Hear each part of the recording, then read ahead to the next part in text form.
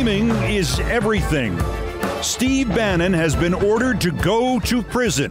Ordered on June 6th. Ordered on D-Day. D-Day, when we destroyed everything Steve Bannon's predecessors stood for.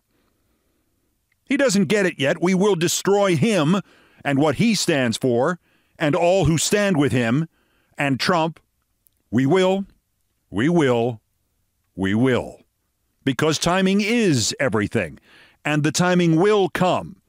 And after the ruling sending him to prison by the 1st of next month for contempt of Congress, as Bannon was boasting to the vapid press that no, he will destroy us, and his fascism will subsume America, as he boasted, as he bleated, as he sweated, as he reveled in his perfidy, he learned personally, one, to always look behind you because Satchel Paige was right, something may be gaining on you, and two, that timing is everything. There's nothing that can shut me up and nothing that will shut me up. You're too failed. You're going to jail. There's not a prison built or jail built that will ever shut me up. Lock him up. Lock them up. You're a coup-plotter. No one will ever shut you up, Steve Bannon, except that ubiquitous protesting conscience of the nation, Bill Christensen. And the United States of America. Bannon will make emergency appeals, so this is not a 100% lead pipe cinch, not yet. But the reason we can say it's a 99.9% lead pipe cinch is that an appeals court would have to find fault with the judge, Judge Carl Nichols, formerly Clerk Carl Nichols at the Supreme Court, to a Justice Thomas, nominated to the D.C. District Court 6 years ago today by a President Trump. Well, cheer up, inmate Bannon. At least your prison garb will be an upgrade from your usual street attire.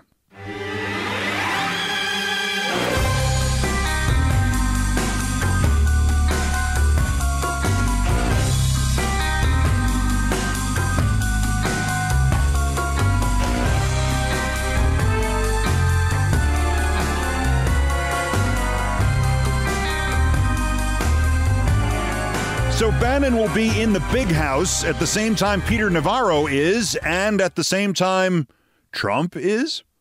Still no movement towards postponing sentencing, still scheduled for 4 weeks from yesterday. And the polls continue to drip, drip, drip indicators that as much as they threaten, as much as they lie, as much as they fabricate, the conviction bump the Trumpists still insist is imminent is not only not happening, but it will turn out to be another hole in Trump's Titanic hull. The only question is how big and how much of a seemingly self-contradicting M.C. Escher-like drawing the results and the hole will turn out to be.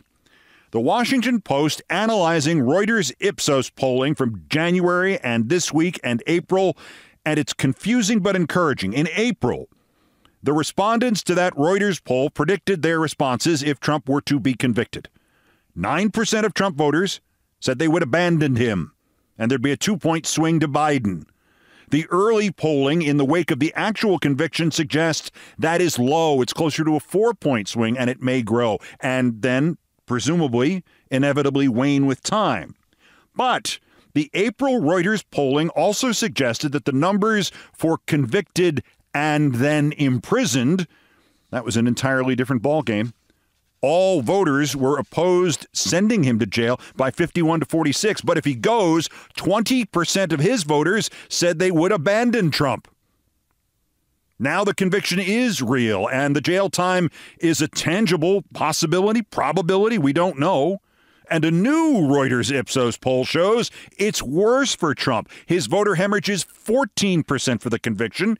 It would be 23% if he gets actual jail time. Again, the numbers are fluid, and polls in April and polls in June are not votes in November.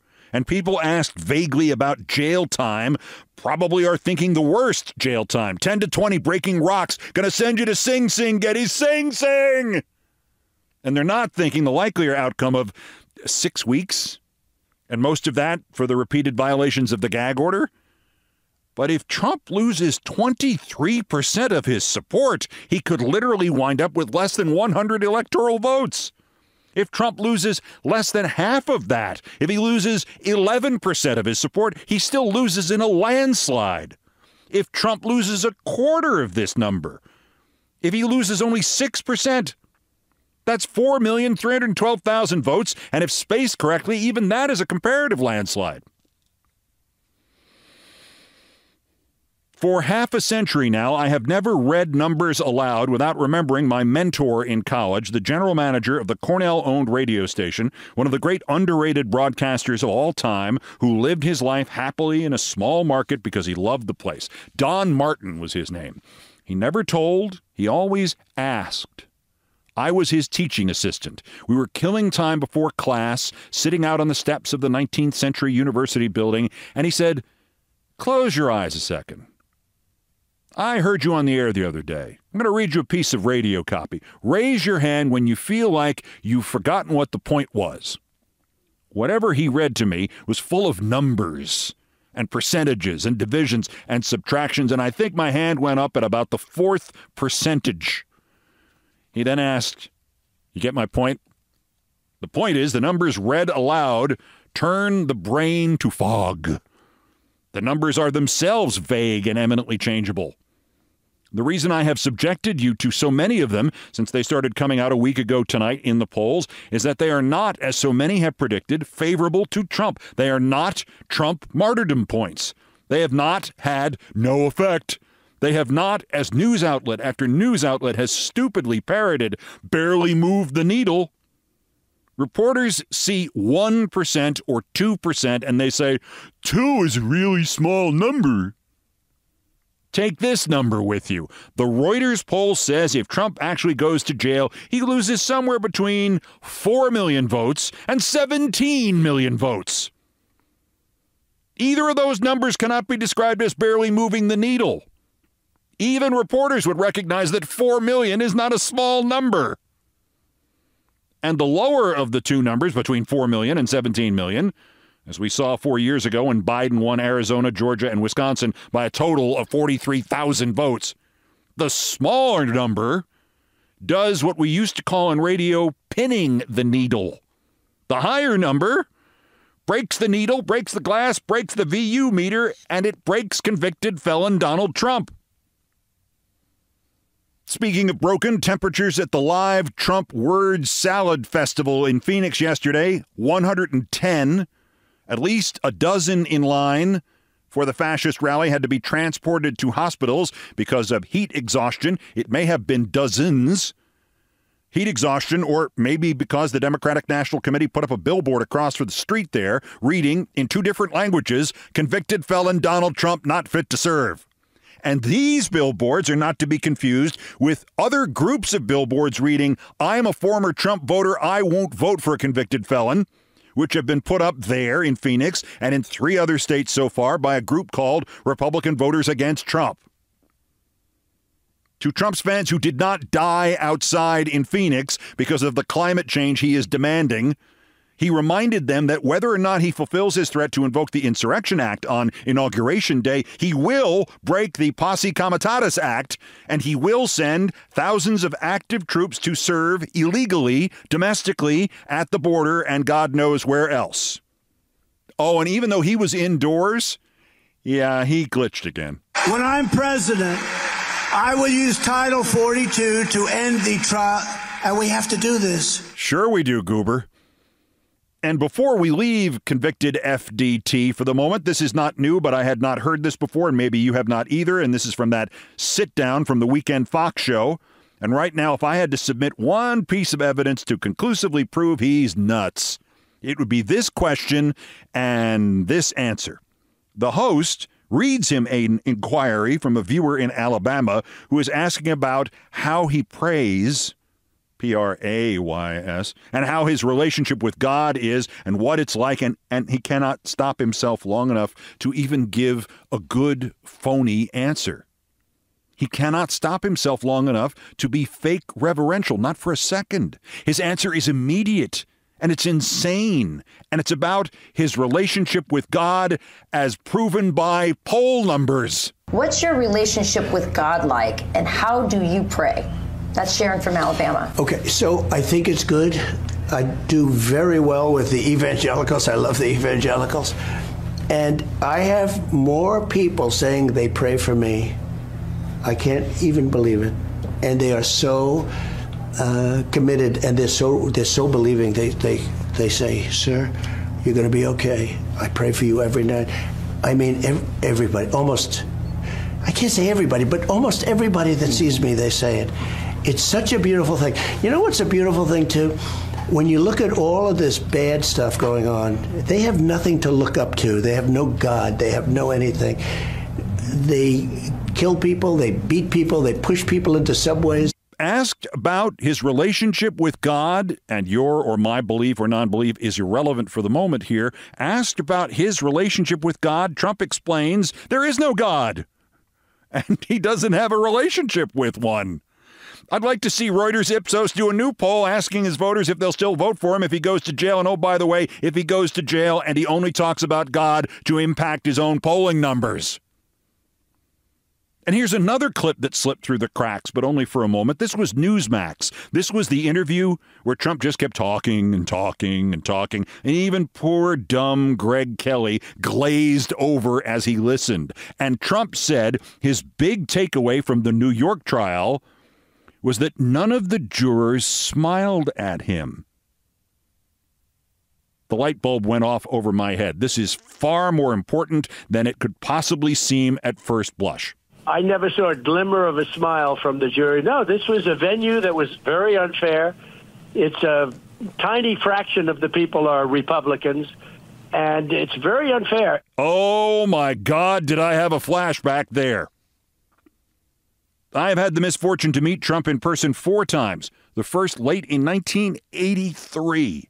And each time I saw the exact moment that his face went from an emotionless, almost lifeless, certainly non-human mask to a beaming, phony smile. That's who he is. That's what he thinks is his asset. An irresistible smile.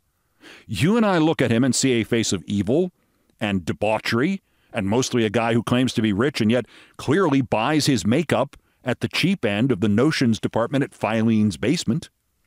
But he really thinks he can sell anybody anything, and somewhere early in life, he decided his means of doing that was to mimic a human smile and really make it as big and as preposterous as possible, and he's done this now for at least 70 years, from his childhood dementia to this dementia.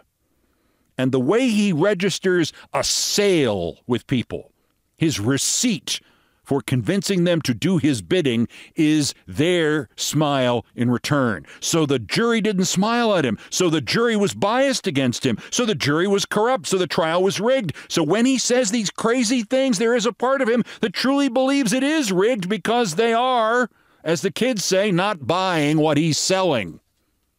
He believes life is a transaction, and when he gives you his smile, you have to give him yours, and then he owns you. I met him in the lobby of the apartment building I used to live at here, the no longer Trump Palace. I saw him first, then he saw me, then he whispered to one of his flunkies. I'm guessing he was double-checking it was me. Then he stared at me for a moment. Then when he thought I was first looking at him, his dead face turned immediately into that fake smile. Remember the Cinco de Mayo taco bowl tweet from 2016 where he says, I love Hispanics, like there were actual Hispanics in the taco bowl and he was eating them? That fake smile. But his eyesight is not as good as he lets on, so he doesn't know that you have seen him first.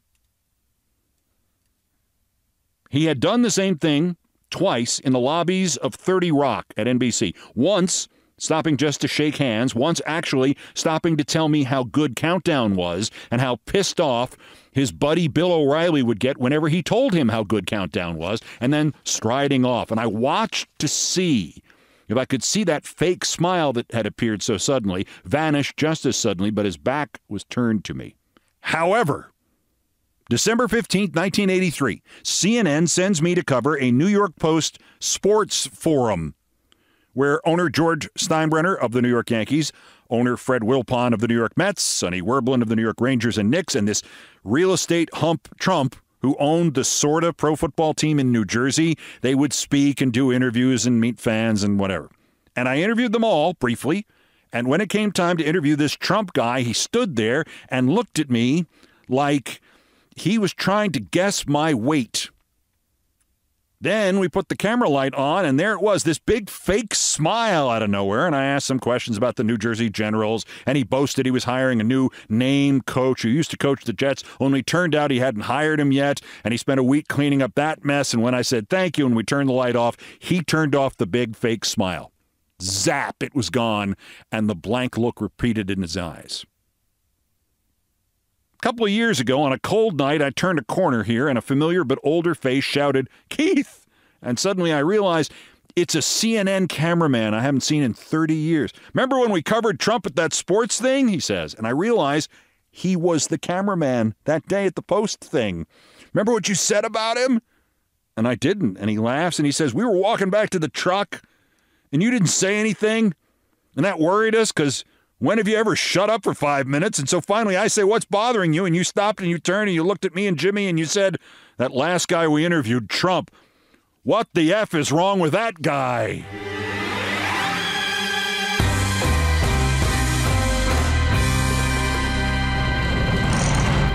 All right, let's go back to the Supreme Court again and that old boss of that judge who just sent Steve Bannon to the slammer. Couple more numbers, too, but the mind reels at these numbers, and I do not think you will go blank at the sound of them. In fact, you may just hit that little rewind 30 seconds thing. There is a watchdog group called Fix the Court, and it has now hung a price tag off the corruption that has befouled the Supreme Court, and guess which fish stinks the most expensively? Total number of verified gifts to Supreme Court justices, confirmed hard evidence reported gifts in cash or in items of value since January 1st, 2004 is just under $3 million. $3 million in gifts to Supreme Court justices. And who got 80% of all of them? Who got $2,402,310 worth of gifts? Well, you already knew the answer in your heart, didn't you? Clarence, man of the people, Thomas. $2,402,000 worth of gifts. And those are just the confirmed ones. Fix the Court says there are 90 more likely gifts Thomas got worth another $1.8 million. And one more number, the number of subpoenas by the Democratic-controlled Senate Judiciary Committee relating to the Supreme Court, why, that's still stuck at 0.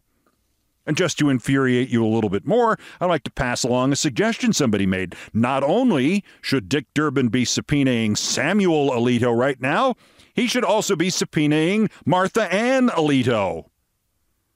Apparently, Dick and the Senate Judiciary Democrats met again Monday night. That's Punchbowl News reporting that. And basically, they gave up. And they said they would do nothing, but they would do it with stern looks on their face. Quoting the report, for now, Democrats' strategy is to continue to raise public awareness, while at the same time tempering expectations.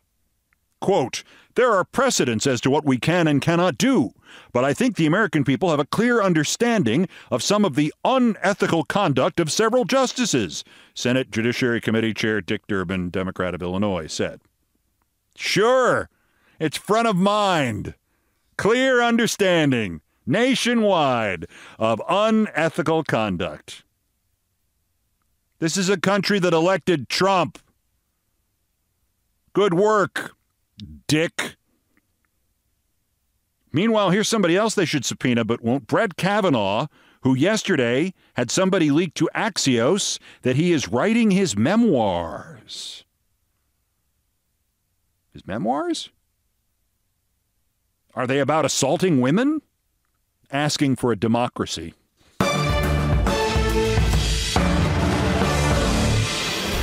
Also of interest here, there are hints contained in legal documents that there is video or audio tape of Fox News hosts.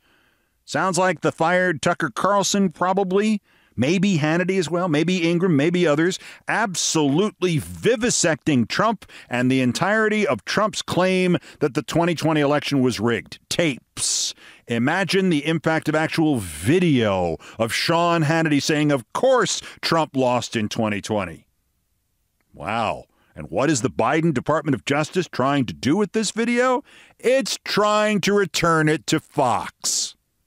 Because at least when we're all Trump slave labor, we can take heart that Merrick Garland followed all the effing rules.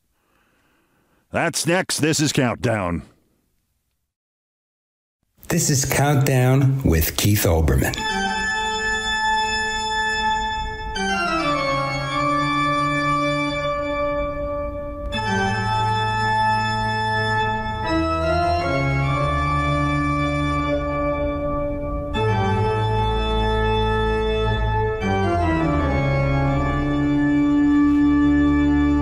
Still ahead on this edition of Countdown. Hey, did you notice I've been talking about fake news and bad news reporting today? Just like every other day.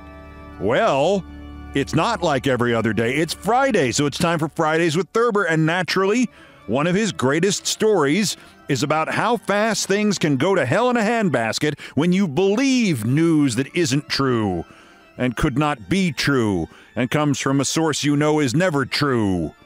Next. But first, as ever, there are still more new idiots to talk about. The daily roundup of the miscreants, morons, and Dunning-Kruger effect specimens who constitute today's worst persons in the world. The runner-up, worse. We may have finally hit the basement on sports team names. After nearly 3 decades of abject failure in Phoenix, the National Hockey League yanked its franchise out of there, gave the owner an expansion team to be named later, if he can ever build an arena, and moved the extant Arizona team to Salt Lake City, where they have been running a Name That Team contest, and they have now reached the final stage with 6 final choices, and they are terrible. They are the Utah Mammoth. Just the one? Just the one mammoth? Mammoth something? Mammoth elephant? The Utah Outlaws. Ooh, original. First sports team in history called the Outlaws, except for the other 38. The Utah Venom. Hey, the Utah Venom. They suck. Get somebody to suck out the venom. The Utah Yeti. In Seattle, the Seattle Kraken are very annoyed by this idea. The Utah Blizzard. In Denver, the Colorado Avalanche must be considering legal action, and the Carolina Hurricanes are going, what? Come on, what? And worst of all, Utah HC. The HC is supposed to stand for Hockey Club, and if that construction sounds vaguely familiar to you, it's because that's what the cheesier pro soccer teams in this country call themselves here. FC Kansas City, the FC being for football club, so they can pretend they're the famous Spanish team FC Barcelona or FC, I don't know, FCU. I don't know. Except, hey, guess what, Utah HC? You aren't a football club, and you aren't in Barcelona, and HC for Hockey Club means the Montreal Canadiens. Hockey Club Canadien. What about the Utah Marbles? Tall marbles, anybody? No? Well, look, it's not as dumb as Utah Yeti or Utah HC. I mean, the prospects for subbing in what Utah HC stands for. What's HC stand for? House of Commons? Hi, Colonic?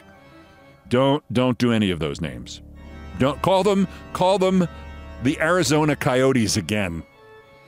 The runner-up, worser, Senators Marco Rubio, Tim Scott, and J.D. Vance, and Governor Doug Burgum, they, and maybe Ben Carson, Byron Donalds, and Elise Stefanik, have reportedly received vetting forms to fill out to be considered as Trump's running mate. Why them? Because Charles Manson is dead.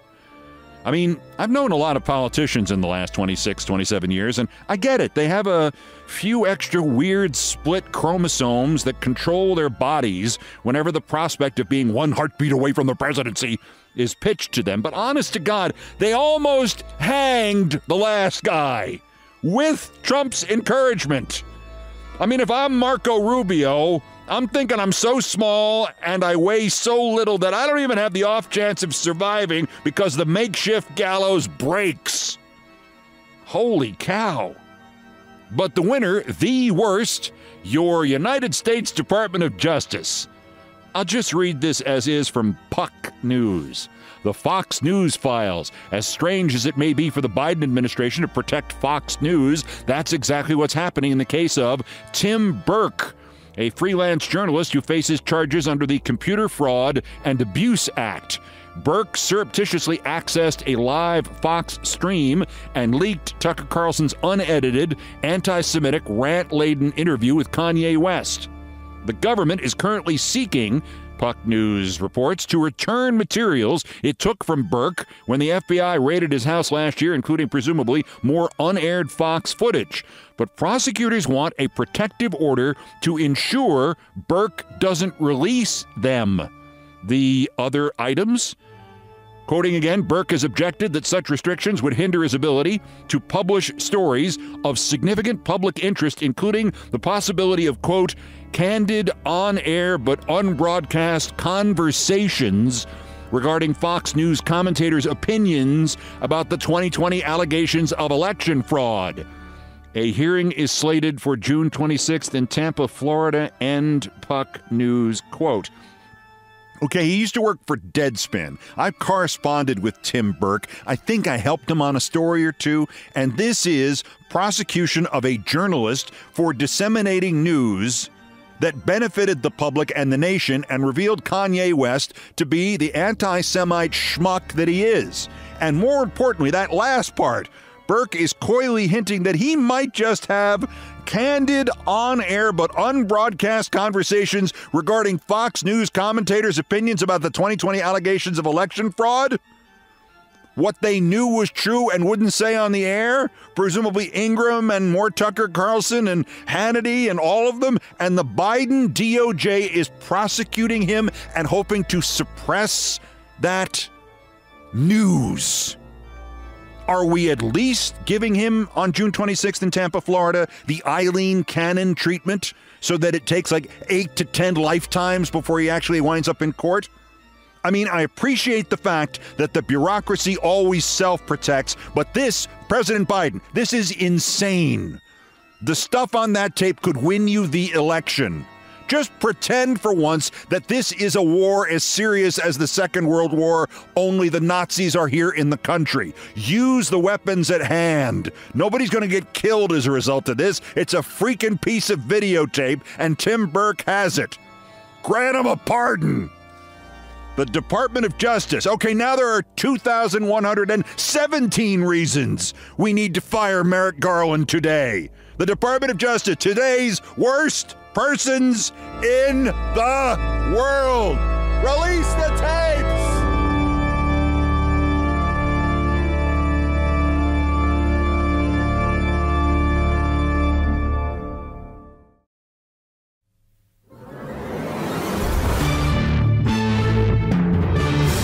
Not every James Thurber story still holds up, but for a surprisingly large percentage of them, the point of the story is as topical now as it was when he wrote it or when it happened. When it happened, which in this case is the year 1913. The Day the Dam Broke is from his essential masterpiece, My Life in Hard Times. And if it is about anything, it is about people believing and acting upon nonsense. In the face of science, in the face of common sense, in the face of you could just ask somebody, they will almost always avoid those solutions and choose instead to believe whatever the hell they want to believe. Which results in things like The Day the Dam Broke by James Thurber. My memories of what my family and I went through during the 1913 flood in Ohio I would gladly forget. And yet neither the hardships we endured nor the turmoil and confusion we experienced can alter my feeling toward my native state and city. I am having a fine time now and wish Columbus were here. But if anyone ever wished a city was in hell, it was during that frightful and perilous afternoon in 1913 when the dam broke. Or, to be more exact, when everybody in town thought the dam broke. We were both ennobled and demoralized by the experience.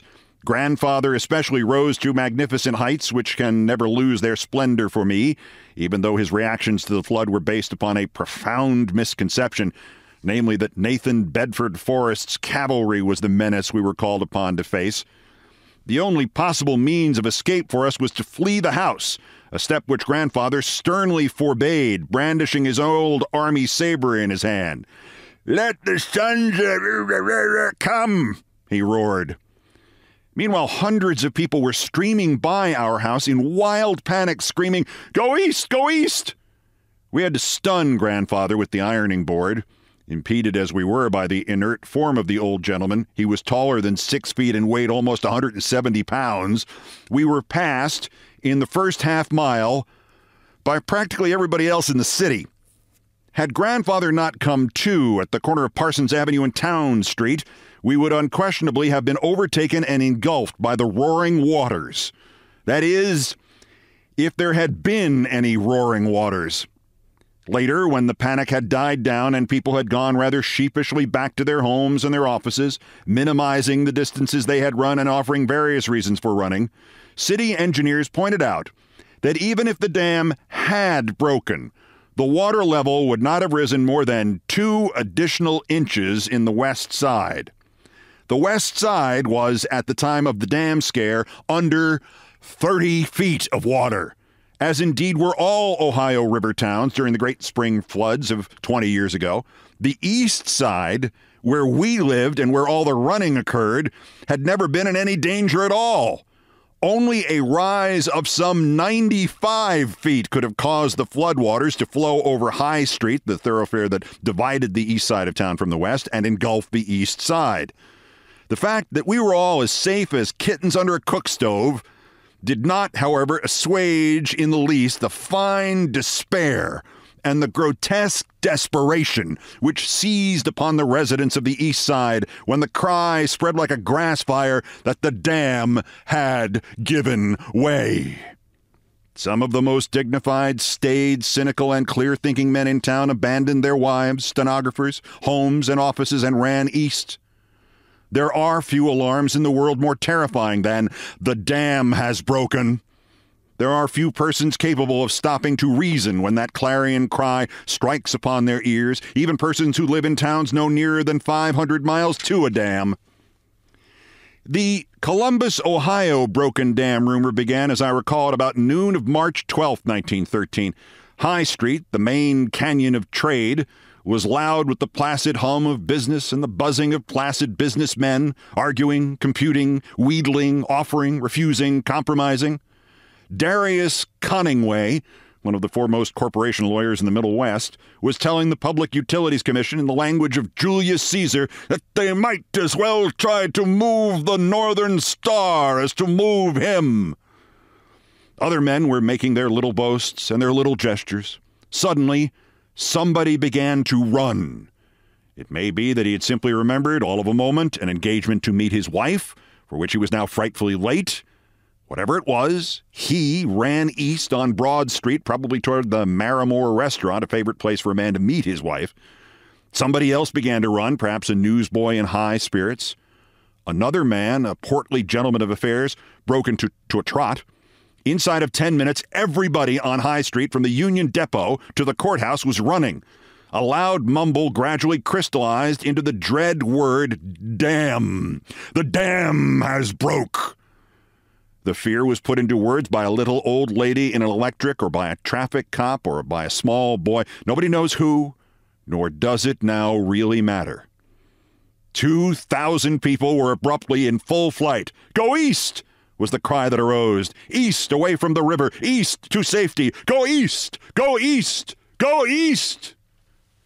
Black streams of people flowed eastward down all the streets leading in that direction. These streams, whose headwaters were in the dry goods stores, office buildings, harness shops, movie theaters, were fed by trickles of housewives, children, cripples, servants, dogs, and cats, slipping out of the houses past which the main streams flowed, shouting and screaming.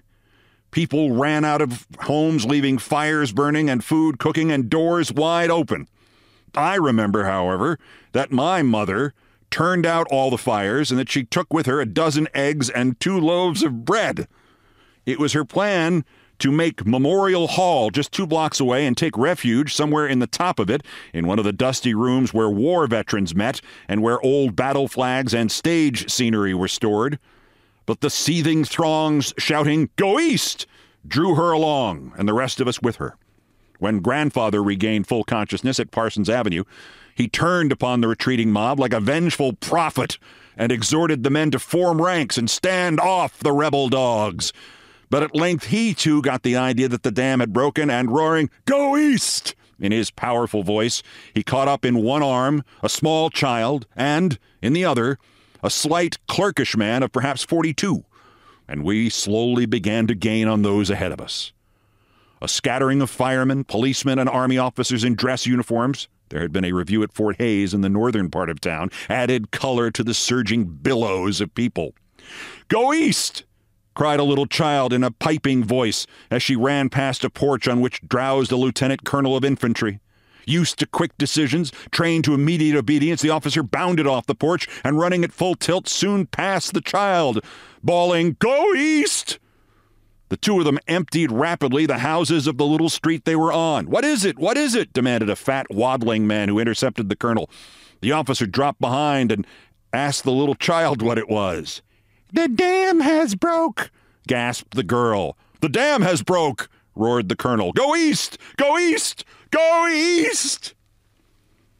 He was soon leading, with the exhausted child in his arms, a fleeing company of 300 persons who had gathered around him from living rooms, shops, garages, backyards, and basements. Nobody has ever been able to compute with any exactness how many people took part in the great rout of 1913, for the panic, which extended from the Winslow bottling works in the South End to Clintonville, 6 miles north, ended as abruptly as it began, and the bobtail and ragtag and velvet-gowned groups of refugees melted away and slunk home, leaving the streets peaceful and deserted. The shouting, weeping, tangled evacuation of the city lasted not more than 2 hours in all. Some few people got as far east as Reynoldsburg, 12 miles away. 50 or more reached the country club, 8 miles away. Most of the others gave up, exhausted, or climbed trees in Franklin Park 4 miles out. Order was restored and fear dispelled, finally by means of militiamen riding about in motor lorries, bawling through megaphones, "The dam has not broken." At first, this tended only to add to the confusion and increase the panic, for many stampeders thought the soldiers were bellowing, "The dam has now broken," thus setting an official seal of authentication on the calamity. All the time, the sun shone quietly, and there was nowhere any sign of oncoming waters. A visitor in an airplane looking down on the straggling, agitated masses of people below would have been hard put to it to divine a reason for the phenomenon. It must have inspired in such an observer a peculiar kind of terror, like the sight of the Marie Celeste, abandoned at sea, its galley fires peacefully burning, its tranquil decks bright in the sunlight.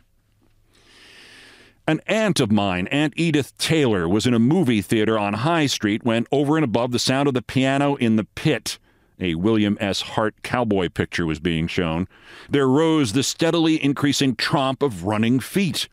Persistent shouts rose above the tromping. An elderly man sitting near my aunt mumbled something, got out of his seat, and went up the aisle at a dog trot. This started everybody. In an instant, the audience was jamming the aisles. "Fire!" shouted a woman who always expected to be burned up in a theater. But now the shouts outside were louder and coherent. "The dam has broke!" cried somebody. "Go east!" screamed a small woman in front of my aunt. And east they went, pushing and shoving and clawing, knocking women and children down, emerging finally into the street, torn and sprawling. Inside the theater, Bill Hart was calmly calling some desperado's bluff, and the brave girl at the piano played "Row, Row, Row" loudly, and then "In My Harem," Outside, men were streaming across the State House yard. Others were climbing trees. A woman managed to get up onto the "These Are My Jewels" statue, whose bronze figures of Sherman, Stanton, Grant, and Sheridan watched with cold unconcern the going to pieces of the capital city. I ran south to State Street, east on State to 3rd, south on 3rd to Town, and out east on Town, my Aunt Edith has written me. A tall, spare woman with grim eyes and a determined chin ran past me down the middle of the street. I was still uncertain as to what was the matter in spite of all the shouting. I drew up alongside the woman with some effort, for although she was in her late 50s, she had a beautiful, easy running form and seemed to be in excellent condition. "What is it?" I puffed. She gave me a quick glance and then looked ahead again, stepping up her pace a trifle. "Don't ask me, ask God," she said. When I reached Grant Avenue, I was so spent that Dr. H.R. Mallory, you remember Dr. Mallory, the man with the white beard who looks like Robert Browning? Well, Dr. Mallory, whom I had drawn away from at the corner of 5th and Town, passed me. "It's got us," he shouted, and I felt sure that whatever it was, it did have us, for you know what conviction Dr. Mallory's statements always carried. I didn't know at the time what he meant, but I found out later. There was a boy behind him on roller skates, and Dr. Mallory mistook the swishing of the skates for the sound of rushing water. He eventually reached the Columbus School for Girls at the corner of Parsons Avenue and Town Street, where he collapsed, expecting the cold, frothing waters of the Scioto to sweep him into oblivion. The boy on skates swirled past him, and Dr. Mallory realized for the first time what he had been running from. Looking back up the street, he could see no signs of water, but nevertheless, after resting a few minutes, he jogged on east again. He caught up with me at Ohio Avenue, where we rested together.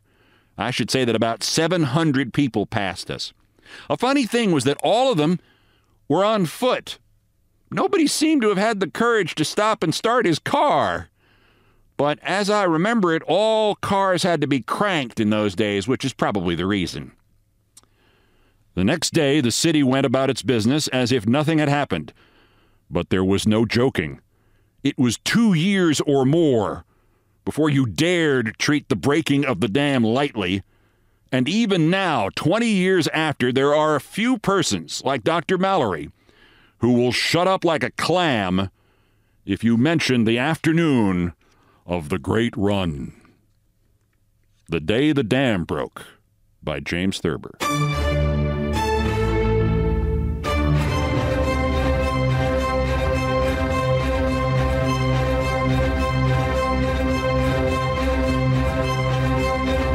When QAnon is your source for dam break news, or when Fox is your source. I've done all the damage I can do here. Thank you for listening. Again, please send your link or a copy of this or a copy of the video or something to somebody who does not listen to this podcast. They might need it. Countdown musical directors Brian Ray and John Philip Chanel arranged, produced, and performed most of our music. Mr. Ray was on the guitars, bass, and drums. Mr. Chanel handled orchestration and keyboards. It was produced by TKO Brothers. Other music, including some of the Beethoven compositions, arranged and performed by the group No Horns Allowed.